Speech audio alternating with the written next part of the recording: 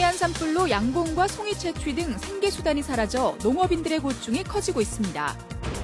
동해안 산불로 관광시설의 피해가 막심한데 봄철 관광 경기가 위축될까 지자체들이 대책 마련에 부심하고 있습니다. 예기치 않은 산불 피해를 입은 이재민들은 삶의 터전을 송두리째 빼앗겼습니다. 안타까운 사연을 들어봤습니다. 산불 진화에는 헬기 투입이 필수적이지만 야간에도 임무 수행이 가능한 진화 헬기는 아직 활용하지 못하고 있습니다. 시청자 여러분 안녕하십니까? 뉴스데스크 강원입니다. 동해안 산불로 생계에 어려움을 호소하는 주민들이 많습니다. 농사일뿐만 아니라 양봉과 송이 채취 등 생계수단이 사라져 고충이 커지고 있습니다. 배연환 기자가 보도합니다. 산불로 무너진 집 옆에 까만 재가 줄지어 쌓여 있습니다. 100개 넘던 벌통이 모두 타버린 겁니다. 나무로 된 통은 전소돼 없어졌고 벌과 꿀은 모두 녹아내렸습니다. 아무 생각이 없어요, 지금요. 생각이 없고 안타깝죠. 어떤 삶의 터전 자체가 한 15년 동안 준비한 게 하루아침에 다 날아갔으니까. 문제는 더 있습니다. 꿀을 생산하려면 아카시아 같은 꽃나무가 필요한데 주변 숲과들이 죄에 타버리면서 꿀을 만들어낼 방법이 없어졌습니다. 현재 이게 밀원수가 없어서 이 강원도 이 동해 일대는 현재 꿀벌 키우는 사람이 당장 어디 갈 데가 없어요. 그럼 점점 산으로 들어가야 되는데 참 이거 난감한 입장입니다. 송이 채취 농가들도 울상입니다. 울창한 소나무 숲이 불타면서 짭짤한 부수입이던 송이 채취가 불가능해졌기 때문입니다. 강릉 옥계 지역에서만 40-50개 농가가 하루 평균 100에서 150kg의 송이를 땄지만 앞으로 30-40년 동안은 이런 수익을 기대하기 힘들어졌습니다. 이쪽 남양 3리, 남양 1리, 2리 쪽 송이밭은 거의 다 타버렸습니다. 이제는 송이가 거의 없다고 봐야죠, 이쪽. 가축도 4만 천여 마리가 죽어 축산농가 역시 고통을 호소하고 있습니다. 이번 산불이 해안까지 덮치면서 어민들도 적잖은 타격을 입었습니다. 집과 함께 그물 등 어업 장비들이 모두 타버려서 생계를 이어가기도 막막한 상황이 됐습니다. 동해안을 핥히고 간 불길에 생계수단이 막혀버린 주민들은 앞으로 어떻게 먹고 살아야 할지 절망 속에 빠져 있습니다. MBC 뉴스 배연환입니다. 이번 산불 이후 피해를 입지 않은 다른 동해안 관광지까지 예약 취소가 이어지고 있습니다. 봄철 관광 경기가 위축될까 걱정하는 지자체들이 대책 마련에 부심하고 있습니다. 유인호 기자가 보도합니다. 이번 산불로 50여 동의 건물이 잿더미가 되고 해송 수천 그루가 피해를 입은 해변 캠핑장입니다. 동해시는 피해 금액이 500억 원에 달할 것으로 추정하고 있습니다. 지난해 13만 2천 명이 이용하면서 22억 원의 수입을 안겨줬던 이 시설은 지난 5일부터 운영이 중단됐습니다. 유명한 관광지가 화재를 당하면서 다른 관광시설까지 덩달아 피해를 입을 수 있다는 걱정이 나오고 있습니다. 동해시가 무릉계곡 입구에 조성한 무릉건강숲은 오는 14일까지 예약된 29건 중에 현재까지 절반이 취소됐고 해변과 계곡의 캠핑장들도 예약 취소가 이어지고 있습니다. 동해시는 관광객이 발길을 돌리면서 지역 경기가 타격을 입을까 봐 걱정하고 있습니다.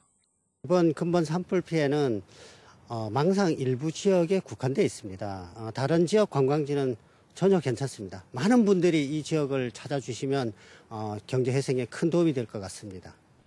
강원도는 수학여행과 관광 일정 등을 계획대로 진행해달라고 시도교육청과 여행사에 도지사에 편지를 보냈습니다. 또 각급 공공기관에는 세미나와 회의 등을 산불 지역에서 개최해달라고 요청했습니다. 관광공사와 공동으로 산불 지역 중심의 할인 행사와 관광 프로그램을 운영하고 수도권에서 거리 홍보도 실시할 계획입니다. MBC 뉴스 유인호입니다. 강원도 산불 피해 규모가 갈수록 불어나고 있습니다. 재난안전대책본부와 강원도에 따르면 오늘 오전까지 산불 이재민은 513세대 916명으로 잠정 집계됐으며 고성이 644명으로 가장 많고 강릉 128명, 속초 121명, 동해 23명입니다.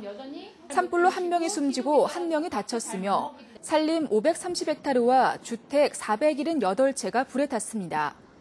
또 창고 195동, 농업시설 60동, 농림축산기계 434대, 축사 61동, 학교 부속시설 9곳이 피해를 봤습니다. 이 밖에 상가와 숙박 등 근린생활 54동, 공공시설 138동, 캠핑 리조트 46동, 고속도로 휴게소 2곳, 차량 16대, 가축 4만여 마리가 희생됐습니다. 최문순 도지사와 한금석 도의회 의장, 김한근 강릉시장 등 산불 피해지 단체장들이 오늘 국회를 찾아 대국민 감사 기자회견을 가졌습니다. 이 자리에서 참석자들은 지난 주말 강원도 동해안을 휩쓸었던 산불을 진압하는 데 모든 역량을 동원해 준 것에 감사한 마음을 전달했습니다. 또 이번 산불을 전화위복으로 삼아 재난을 이겨내는 좋은 모범이 될 수 있기를 기대한다고 덧붙였습니다.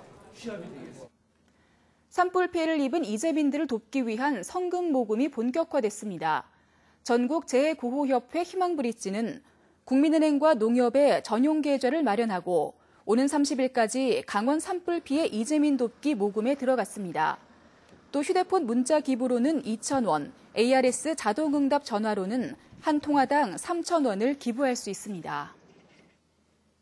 이번 산불은 모두 야간에 급속히 번지면서 피해가 커졌습니다. 야간에도 임무 수행이 가능한 진화 헬기가 왜 투입이 안 되는지, 언제쯤 가능할지 권기만 기자가 취재했습니다. 산림청은 작년 5월 국산 수리온 헬기를 전남 영암 산림항공관리소에 배치했습니다. 야간 산불 진화가 가능한 기종으로 큰 기대를 모았습니다. 이번 고성 속초 산불에도 작전을 수행했지만 정작 야간에는 투입되지 못했습니다. 도입 1년이 다 됐지만 아직 비행 안전이 확보되지 않았다는 이유에서입니다. 산림청은 충분한 훈련과 시험 운항을 거쳐 현장에 투입시킨다는 입장입니다. 주간에도 아주 위험한데 야간에는 도저히 위험하잖아요. 조종사 양성도 해야 되고 MBG 교육도 해야 되고요. 한 2년 이상 걸립니다. 강원도 역시 전국 최초로 야간 산불 진화용 헬기를 도입했습니다. 민간 헬기를 임대해 야간 산불 현장에 활용하고자 했지만 실험만 하고 현장에는 한 번도 투입하지 못했습니다. 안전 위험성이 너무 많이 따라서 일단 보류한 상태죠. 예. 저 일반 헬기가 풀려서 이제 그 산불을 따서 낮게 떠서 물을 뿌리잖아요. 예. 근데 이제 전선 같은 게 이제 잘 안 보이고 그러니까 안전과 관련된 문제인 만큼 신중한 접근도 필요하지만 야간 산불로 매년 큰 피해가 반복되고 있는 상황에 보다 적극적인 준비와 대처가 필요하다는 지적입니다. 그때 이제 야간에 발생하는 화재에 대해서 초등 진화할 때는 적은 대수라도 있으면 굉장히 유용하다는 거죠. 조종사들한테도 굉장히 익숙지 않은 환경이거든요. 미리 조종사 이제 시뮬레이터 훈련이라든지 그런 것들을 통해서 산림청은 비행 안전이 확실히 검증된다면 올 가을철 산불 조심 기간부터 야간에도 진화 헬기를 투입한다는 계획입니다. MBC 뉴스 권기만입니다. 이번 동해안 산불로 삶의 터전을 잃은 이재민이 수백 명입니다. 이재민 중에는 안타까운 사연을 지닌 이들도 많은데요. 조교환 기자가 그 사연을 들어봤습니다. 마을 해관에 나흘째 머물던 72살 김정원 씨가 집을 찾았습니다. 김 씨의 집은 이번 산불에 폐허로 변했습니다. 불이 집을 덮치던 밤, 김 씨는 잠에서 깨어나 하체를 쓰지 못하는 아내를 업은 채 몸만 겨우 빠져나왔습니다. 업고 나왔는데 덩굴에 불이 붙었어. 붙었는데 그냥 놓고 덩굴에 불이 끄고 대피시에 놓고. 화마가 지나간 집 안의 가재 도구들은 이처럼 형체를 알아볼 수 없을 정도로 불타버렸습니다. 그러나 집을 수습할 겨를도 없이 이틀 전 김 씨는 막내딸 결혼식까지 치렀습니다.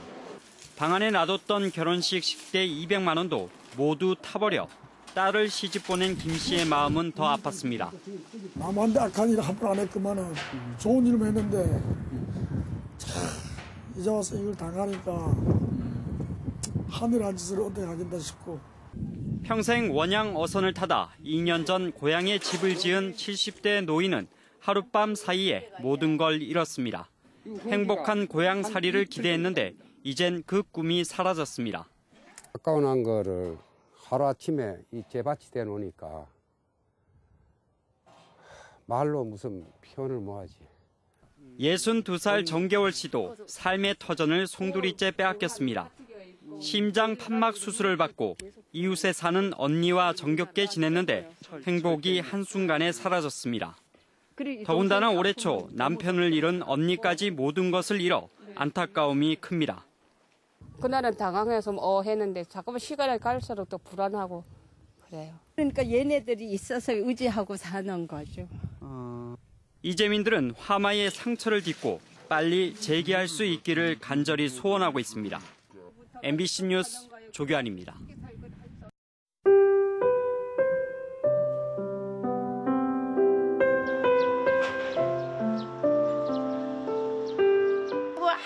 아무것도 못 건지고 이렇게 지금 이게 나간 거예요. 네. 너무너무 힘들었어. 자꾸 잘라 그러면은 이 눈앞에서 불이 왔다 갔다 해요, 진짜. 이 가슴이 막 훅훅훅 들고.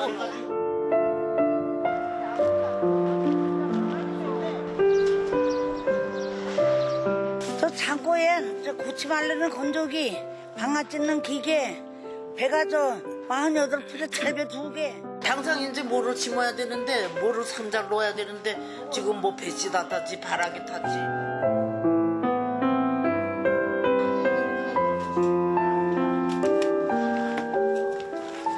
저희 또 전소화됐는데 아직 다른 사람들과 아니라 어쨌거나 하지도 못하고 있습니다. 저희도 나이가 70이에요, 저도.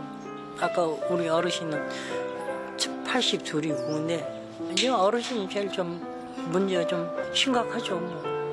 연세가 많으시고 힘낼 거예요.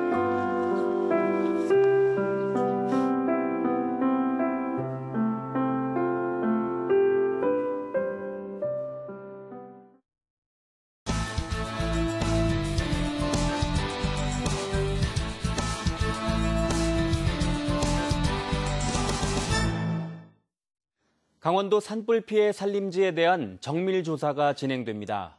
강원도는 오늘부터 오는 12일까지 기초조사를 실시하고 오는 15일부터 19일까지 2차 복구조사를 벌여 산림 피해 면적을 확정할 계획입니다.